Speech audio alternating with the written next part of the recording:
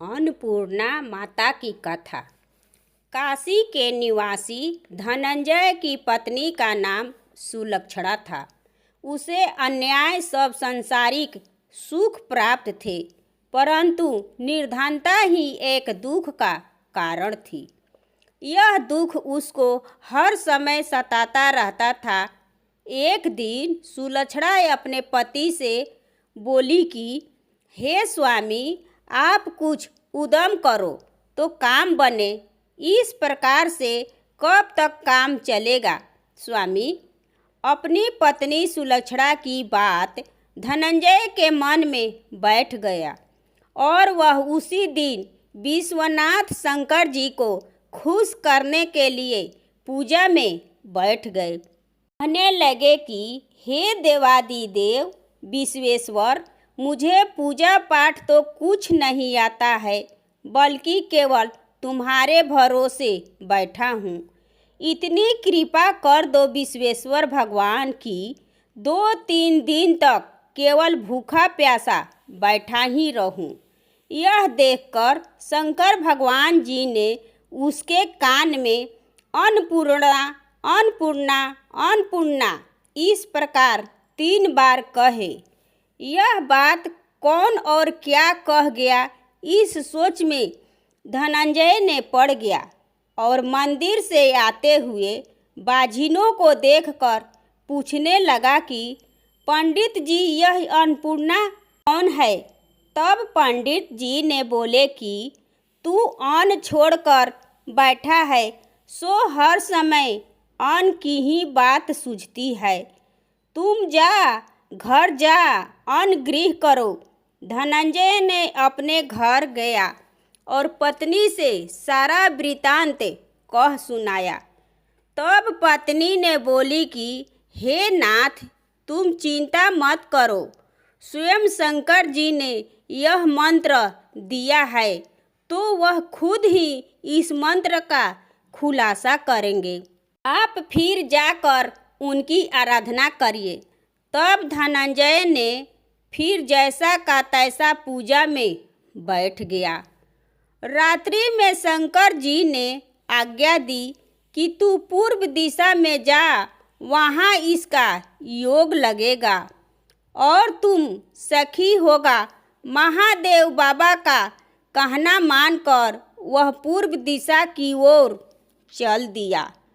वह अन्नपूर्णा अन्नपूर्णा कहता जाता है और रास्ते में फल को खाते जाता और झरनों का पानी पीता जाता। इस तरह से कितने ही दिन चलता रहा और वहाँ उसे चांदी सी चमकती वन की शोभा देखने में आई।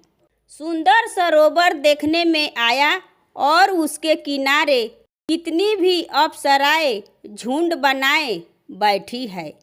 एक कथा कहती है कि और सब माता अन्नपूर्णा अन्नपूर्णा इस प्रकार बार बार कहती थी कि आज अगहन मास की उजियाली रात्रि थी। आज से ही इस व्रत का आरंभ था। जिस शब्द की खोज को मैं घर से निकला था, वह शब्द आज मुझे सुनने को मिला है। धनंजय उनके पास जाकर पूछता है कि हे देवियों, आप ये क्या करती हो? वे बोली कि हम तो माता अन्नपूर्णा की व्रत करती हूँ। व्रत करने से क्या होता है, यह किसी ने किया भी है और इसको कब किया जाए, यह समझाकर मुझसे कहो। वे कहने लगी कि इस व्रत को सभी लोग कर सकते हैं। 21 दिन तक के लिए 21 गांठ का सूत्र लेना। अगर 21 दिन न बने तो 1 दिन का उपवास करना। अगर यह भी न बने तो केवल कथा सुनकर माता का प्रसाद लेना। निराहार रहकर कथा करना। अगर कथा को सुनने वाला कोई न मिले तो पीपल के पत्तों को 10 सुपारी के वृक्ष के सामने रखकर, दीपक को साक्षी रखकर सूर्य, गाय, तुलसी या महादेव की कथा सुनना और बिना कथा सुनाए मुख में एक भी दाना न डालना। यदि भूल हो जाए तो एक दिन फिर उपवास करना और व्रत में क्रोध को न करना और झूठ भी न बोलना। तब धनंजय ने बोला, इस व्रत के करने से क्या होगा? तब वे कहने लगी कि इस व्रत को करने से अंधों का नेत्र मिलेगा, लूल्हों का पाँव मिलेगा और निर्धन को घर धन आएगा और बांझ को संतान मिलेगा, मूर्ख को विद्या मिलेगा और जो जिस कामना से व्रत करे माता उनकी इच्छा को पूरी करती है। तब धनंजय ने बोला कि बहनों, मेरे पास तो धन नहीं है, विद्या नहीं है और कुछ भी तो नहीं है। मैं दुखिया और दरिद्र ब्राह्मण हूँ। मुझे उस व्रत का सुख कैसे दोगी? हाँ भाई, तेरा कल्याण हो, हम तुझे देंगे। धनंजय ने व्रत किए और पूरा हुआ। तभी सरोवर में से 21 खंड की स्वर्ण सीढ़ी, हीरा, मोती जड़ी प्रकट हुई। धनंजय अन्नपूर्णा कहता जाता था। इस प्रकार कितनी ही सीढ़ियाँ उतर आया। तब देखता है कि करोड़ों सूर्यों के समान प्रकाश अन्नपूर्णा जी का मंदिर है और उसके स्वर्ण सिंहासन पर अन्नपूर्णा विराजमान है। सामने भिक्षा हेतु शंकर भगवान जी खड़े हैं। देवांगनाएं चंवर डुलाती है। तब धनंजय ने दौड़कर माता के चरणों में गिर पड़ा और माता उसके मन का कलेश जान गई। धनंजय कहने लगा, माता आप अंतर्यामी हो, आपको अपनी दशा क्या बताऊं माता? माता ने बोली कि तूने मेरा व्रत को पूरा किया, जा तेरा संसार सत्कार करेगा। माता ने धनंजय की जीभ पर बीज मंत्र लिख दी। अब तो उसके रोम रोम में विद्या प्रविष्ट हो गया। इतने में देखा कि काशी विश्वनाथ जी का मंदिर खड़ा हुआ है।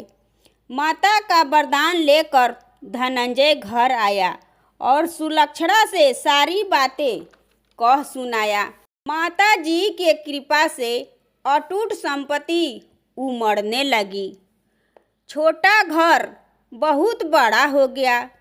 जैसे शहद के छत्ते से मक्खियाँ जमा हो जाती है, उसी प्रकार अनेक सगे संबंधी आकर उसकी बड़ाई करने लगे।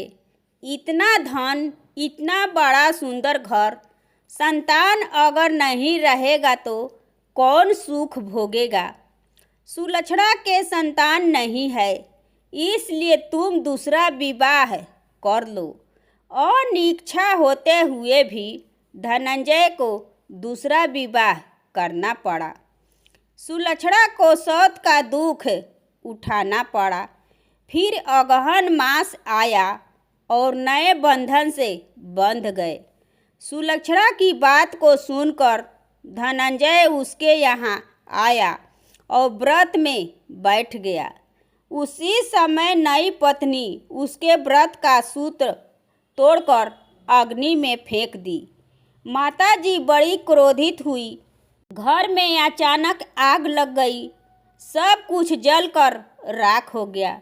सुलक्षणा समझ गई और अपनी पति को वापस अपने घर लाई। फिर सुलक्षणा ने पुत्र को जन्म दी और गांव घर में खुशी की लहर दौड़ने लगी। धनंजय अपनी स्त्री और पुत्र के साथ वहां रहने लगा। माता जी की चढ़ौती से भरपूर आमदनी होने लगी। धनंजय, सुलक्षणा और उसका पुत्र माता जी के कृपा से आनंद रहने लगे। माता जी ने जैसे इनके भंडार भरे वैसे सबके भरे। ये कथा है अन्नपूर्णा माता की। दोस्तों, ये कहानी आपको कैसी लगी कमेंट करें और मेरे चैनल को सब्सक्राइब एवं वीडियो को लाइक करें। धन्यवाद।